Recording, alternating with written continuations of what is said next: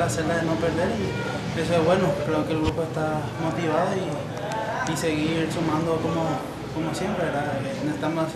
Seguimos todavía necesitados y este domingo vamos a entrar con todo. Creo que Cerro ya logró el objetivo, pero nosotros nos vamos a relajar y vamos para poder sacar los 3 puntos. Y justamente cuando entraron a esa senda de no perder, ahora con la necesidad o con la mira de continuar con eso, ¿se le puede aguar un poco la fiesta al Cerro Porteño?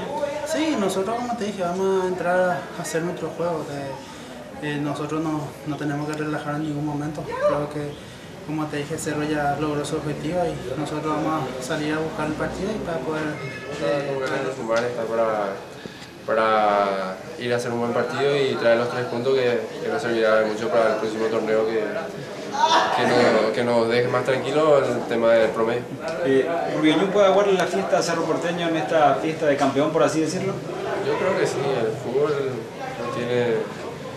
no tiene favorito, o sea, Cerro es favorito, pero también viene a ganar el título y entrarán un poco relajados y yo creo que se puede dar una victoria, que sería importantísimo para el equipo.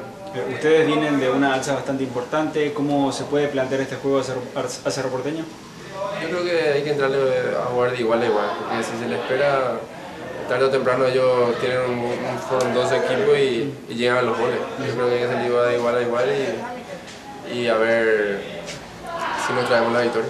Bien, creo que la victoria trajo un poco más de tranquilidad al grupo.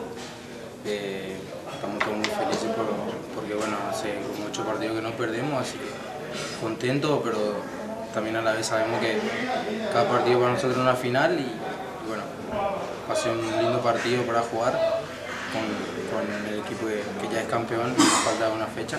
Bueno, vamos a tratar de hacerlo mejor como todos los domingos. Y bueno, el domingo va a ser un partido más que vamos a querer ganar, así que vamos a entrar y